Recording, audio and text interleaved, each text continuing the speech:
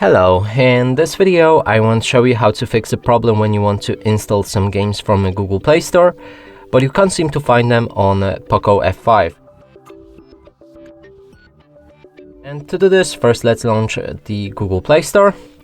Here, if we try to find a Call of Duty or basically any other game, it won't be there.